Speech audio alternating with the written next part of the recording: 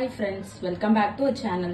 இன்னைக்கு நம்ம பார்க்க போறது சன்னா மசாலா. நம்ம சப்பாத்திக்குலாம் சைட் டிஷ்ஷா வச்சு சாப்பிடலாம். நல்லா டேஸ்டா இருக்கும். வாங்க இப்போ எப்படி பண்ணலாம்னு பார்க்கலாம். சன்னா மசாலாக்கு தேவையான பொருட்களை பார்ப்போம். 2 பெரிய வெங்காயம் கட் பண்ணி வச்சிருக்கேன் சின்ன சின்னதா. 3 தக்காளி அரைச்சு வச்சிருக்கேன். 1/2 ஸ்பூன் சோம்பு, பட்டை, கிராம்பு, ஏலக்காய், பிரியாணி இலை எடுத்து வச்சிருக்கேன். கஸ்தூரி மேத்தி எடுத்து வச்சிருக்கேன் கொஞ்சோண்டு. 2 ஸ்பூன் மல்லி, 1/2 ஸ்பூன் மிளகாத்தூள், 1/4 ஸ்பூன் கரம் மசாலா எடுத்து வச்சுருக்கேன். பாருங்கள் 8 மணி நேரம் நல்லா ஊற வச்சாச்சு இந்த சுண்டலை. இப்போ இது ஒரு குக்கரில் ட்ரான்ஸ்ஃபர் பண்ணிக்கலாம். லைட்டாக உப்பு சேர்த்துக்கலாம்.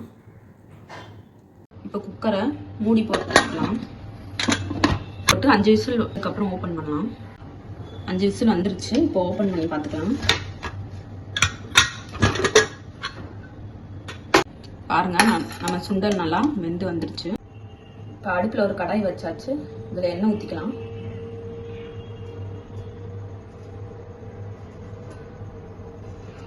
எண்ணெய் நல்லா சூடாயிடுச்சு. இப்போ நம்ம எடுத்து வச்சிருந்த ஸ்பைசஸ்லாம் சேர்த்துக்கலாம். வெங்காயத்தை சேர்த்துக்கலாம்.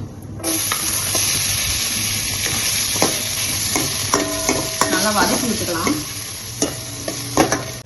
வெங்காயம் வதங்க உப்பு சேர்த்துக்கலாம். கொஞ்சம் சேர்த்துட்டு நல்லா வதக்கி விட்டுக்கோங்க. பாருங்க இப்போ நம்ம வெங்காயம் நல்லா வதங்கிடுச்சு. இப்போ நம்ம 1 டேபிள் ஸ்பூன் இஞ்சி பூண்டு பேஸ்ட் சேர்த்துக்கலாம். மிக்ஸ் பண்ணிக்கலாம் எல்லாத்தையும் நல்லா பச்சை வடை போகிற அளவு. பாருங்க இப்போ நல்லா பச்சை வடையெல்லாம் போயிடுச்சு. இப்போ நம்ம தக்காளி சேர்த்துக்கலாம். நல்லா எல்லாத்தையும் மிக்ஸ் பண்ணி விட்டுக்கலாம். பாருங்க எல்லாம் நல்லா வதங்கிடுச்சு. இப்போ நம்ம எடுத்து வச்சிருந்த மசாலாலாம் இதில் சேர்த்துக்கலாம். பாருங்க எல்லாம் வதங்கிடுச்சு. இப்போ சுண்டலை சேர்த்துக்கலாம். பாருங்க சுண்டலை சேர்த்தாச்சுன்னா தேவையான அளவு உப்பு சேர்த்துக்கலாம். கிரேவி திக்னஸ்க்காக கொஞ்சோண்டு சுண்டல் எடுத்து வச்சிருந்தோம் தனியாக. இப்போ அதை நம்ம அரைச்சிட்டு வந்துடலாம். பாருங்க நம்ம சுண்டலை இந்த மாதிரி அரைச்சிட்டு வந்தாச்சு. கிரேவி திக்னஸ்க்காக இப்போ நம்ம அரைச்சி வச்சிருந்த சுண்டலை சேர்த்துக்கலாம். மிக்ஸ் பண்ணிக்கலாம்.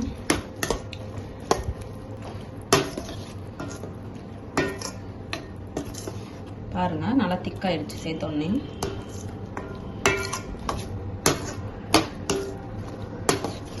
இப்போ லாஸ்ட்டாக நம்ம கஸ்தூரி மேத்தியை இந்த மாதிரி கசக்கி போட்டுக்கலாம் சன்னா மசாலாவில். பாருங்கள் ஃப்ரெண்ட்ஸ், நம்மளோட சன்னா மசாலா சூப்பராக ரெடி ஆயிடுச்சு. நீங்களும் இதை உங்கள் வீட்டில் ட்ரை பண்ணி பாருங்கள். ட்ரை பண்ணி பார்த்துட்டு எப்படி இருந்துச்சுன்னு கமெண்ட் பண்ணுங்கள்.